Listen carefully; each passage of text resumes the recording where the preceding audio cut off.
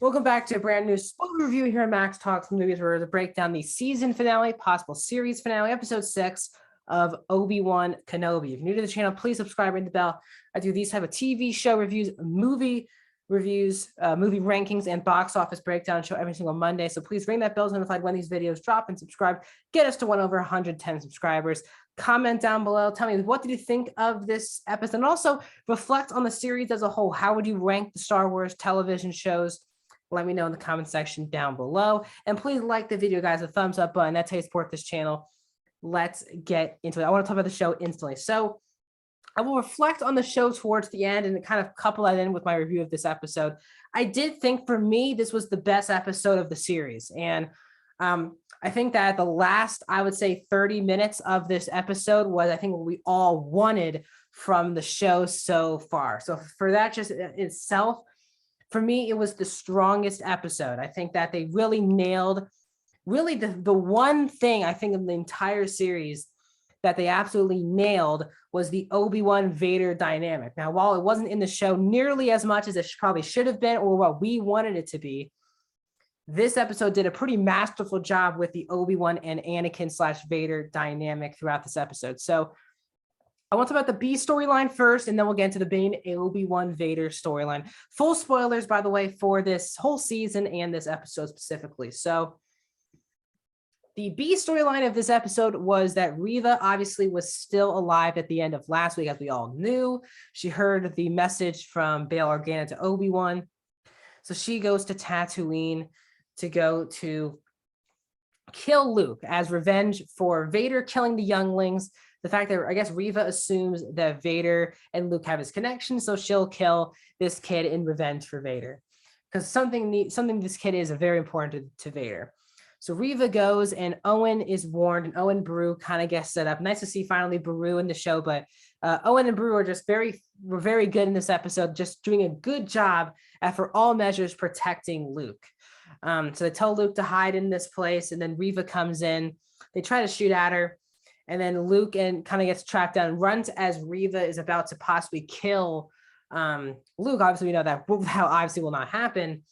She sees the visions of her killing herself. Like, this is that she sees herself in Luke, not saying that that's powerful or anything, but basically a youngling to die. And she stopped herself from turning herself into Vader. I thought that sequence with her thinking about slashing Luke was by far and away the best thing they've ever done with Reva in the entire series. And this is a character that's definitely not one of my favorite characters, but it's definitely for sure a solid. I think Moses Ingram's a really good actor, and you can tell that in the show. I just wish they gave her more of an interesting storyline throughout the series, but this was a good conclusion to her character.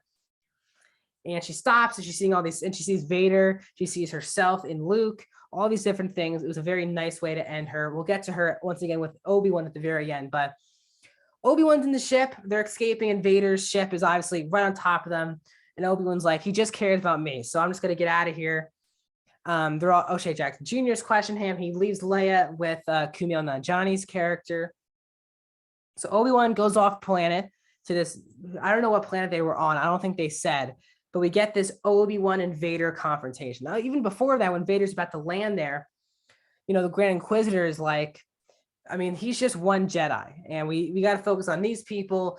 And Vader's like, actually, we're going after Vader. We're going after Obi-Wan. Give me my ship. So Vader goes and lands, and we have a Vader Obi-Wan lightsaber duel, which I think was like 10 times better than the one in episode 3. Now, I know they won in episode 3. I actually liked the duel in episode 3. I didn't love it. I loved this lightsaber duel, and it did feel like the right type of lightsaber duel to do after Revenge of the Sith, in between New Hope. I thought this was a fantastic lightsaber duel, not just because of the obviously fantastic choreography between Ewan McGregor and Hayden Christensen, but even also the use of the Force. I think what this show's done that's very unique to this type of lightsaber duel, that the show's done a great job just using the Force in these type of battles. You don't really see that as much in these big time lightsaber battles. Even though I love, for example, Duel of the Fates, one with Obi-Wan, Qui-Gon, and Maul, and one with Obi-Wan and Anakin on Mustafar. Those were very lightsaber on lightsaber dependent battles. And this battle was very much, yes, lightsaber on lightsaber, but also a lot of uses of the Force, which Vader has used a lot during the show, which has been a pleasant surprise that makes total sense. Like, you have the Force. It's not just about the lightsaber on lightsaber battle of this duel. You also need the Force. And I do think that they did a masterful job, including this shot when like Obi-Wan was about to slice Vader and Vader stopped it with the Force. I thought it was absolutely a beautiful shot, as you can see behind me. Gorgeous. So Vader basically wins like part one of this two-part fight. He kind of puts Obi-Wan in the rubble, and Obi-Wan's kind of holding it back a bit with the Force, but he's kind of battling his demons. He's hearing all of Anakin in Revenge of the Sith. But then he also thinks of Luke and Leia and how much that Luke and Leia needs him to be alive. So Obi-Wan gets up. He's smashing all these rocks on Vader. Vader's kind of like all over the place now, shocked by Obi-Wan's Obi-Wan's okay. And I think one of my favorite parts too of this dynamic is that they just really both just can't kill each other. They have this bond that's very unbreakable. And Obi-Wan could have easily finished the job in Revenge of the Sith. He did not. And Vader really could have finished the job here. He left him in the rubble, and then Vader just moved on and was going to leave. But Obi-Wan comes back. He throws, the rocks at him. And this then leads to Vader's, you can hear the bad breathing that Vader had in Return of the Jedi. And we kind of get a Rebels 2.0 sequence, but even it hits a lot cooler too in live action when Obi-Wan basically splits the mask in half. So you can see Vader, and then you see Hayden Christensen on the other side. This is why another huge reason why this was crucial to have Hayden Christensen in the show, is that you can feel the connection that these two actors have, which means you feel this connection that these two characters have. My favorite dynamic in all of Star Wars has always been Obi-Wan and Darth Vader, and this was really top tier Obi-Wan and Vader sequence together, where Obi-Wan's basically in tears as he finally sees his old Padawan in the flesh, not just the suit, but he sees his eyes.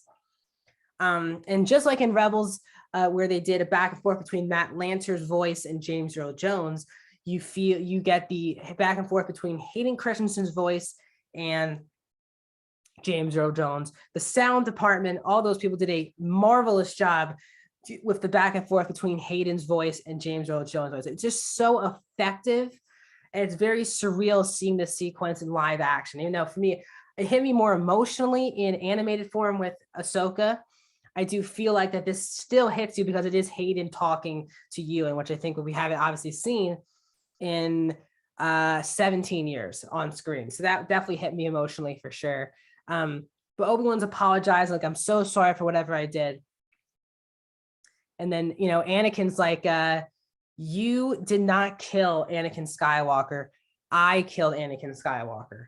And that's where Obi-Wan's like, well, he's lost, because, and this is really a good callback to the line in A New Hope, which he will say 10 years later, when he tells Luke that Vader killed Anakin Skywalker. And this is kind of his him being affirmed that is the truth, is that this moment, he does not see Anakin Skywalker. He sees Darth Vader, which is so crucial to the story leading into A New Hope, which then leads to obviously Obi-Wan being sacrificed in A New Hope. But this is a really great scene, really well acted by Ewan McGregor, who's like in tears with this whole situation. And Hayden Christensen has been much needed for the show. Fabulous. The fact that he's coming back for Ahsoka as well is really cool. And it's great seeing Hayden get a return. For my generation, he's always been one of the Star Wars heroes of my generation. And a lot of people who didn't grow up with these films or were just OG original trilogy fans or kids now, it's nice to see everyone kind of rally around Hayden Christensen, an actor who was really bullied from the start of his prequel career, and now is going to have this big return and be, in my opinion, the best aspect of this series. Give a lot of credit to that.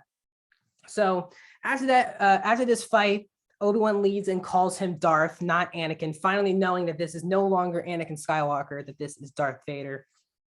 Then leads to Obi-Wan going back to Tatooine, and Reva brings Luke's body back, and Reva's like, did I turn into him? And Obi-Wan's like, no, you did not. You had a choice, but you did not do it.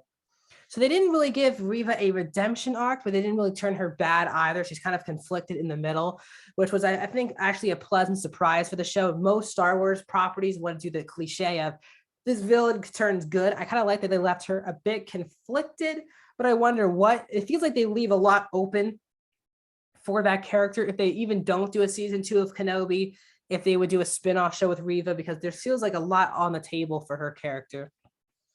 And this leads up the ending of the show. So we get the last Vader scene of the series is Vader back on his castle talking to the cameo of Ian McDiarmid returning as Darth Sidious, which I think is a really great scene. Not just because you're seeing Vader and McDiarmid back together for the first time in such a long time talking to each other. Vader and Sidious. But you see a kind of glimmer of hope a bit in Vader, because you can see that Anakin was he did all of his things through emotion, which is obviously not the Jedi way and really not the Sith way either. And Sidious kind of catches on this and says, your emotion of your old master, it's going to make you weak, and it's making you weak right now. And Vader says, I don't feel anything for Obi-Wan. I only serve you. And then we end with, first time in the entire show, we get the Imperial March theme. Then we cut to Alderaan. Leia's in her usual outfit. And then we see Bail and his wife and Leia. And then Obi-Wan comes in. And I think it was the best scene by a long shot between Obi-Wan and Leia, where while Obi-Wan doesn't tell Leia who her parents are, he tells her what the qualities of his parents that are in Leia. And you can see actually how I think a lot of us always thought that Leia was the Padme and Luke was very much the Anakin, but there's just a lot of Anakin in Leia. And I thought that Obi-Wan, now finally not seeing Anakin as Vader, but seeing Anakin as his own person who he, in the prequels, I thought was actually a really beautiful moment. They played Leia's music into Obi-Wan's theme. So Obi-Wan leaves Alderaan, and he goes back to Tatooine. And this is where Obi-Wan actually meets Luke at the end of this series, and him saying hello there, the very famous Obi-Wan Kenobi line. And we end the show with Obi-Wan walking the sands of Tatooine, and there is a cameo, of course, for Qui-Gon, played by Liam Neeson. First time seeing Liam Neeson since Phantom Menace, which came out in the 1999. So 23 years later, he comes back to play Qui-Gon. And he says, I've been here the whole time. Thanks for joining me. Let's get to work. And we end with Obi-Wan and Qui-Gon walking together to finish Obi-Wan's training. So overall, I felt like that this was the best episode of the series thus far. This is the exact episode I feel like the show promised us Star Wars fans. Now, I do believe that it definitely leaves a lot hanging for sure. I think that Leia was in the show a bit too much. I feel like they just should have focused on Obi-Wan and Vader. They spent a lot of time with Reva and a lot of time with Leia. And I felt like if they just literally focused on Obi-Wan and Vader, this could have been one of the best Star Wars projects to come out since the original trilogy. I do think this is a really good show, and I am very positive with the show, but I don't love this show. I found a lot more issues than I wanted to. And I still hold that I think seasons 1 and 2 of Mandalorian are stronger than this show. But I do believe Obi-Wan was a step up from the book of Boba Fett. And it is interesting. It's been promoted as a limited series 6-part event. We shall see. All the creators have been talking about a possible season 2. They do leave a lot of things open for a season 2. We shall see. But that's my thoughts on this really great episode of Obi-Wan Kenobi. So please like the video, subscribe, comment down below. And let me know all your thoughts. Tomorrow, my review of episode 3 of Ms. Marvel will be coming out. Reviews of Black Phone, Elvis, Box Office Breakdown Show, and episode 4 of Ms. Marvel are all coming out in the next week. So please subscribe, ring the bell. If you want to see my other reviews of all the previous 5 episodes, you can click that playlist right there. And I'll see you guys soon.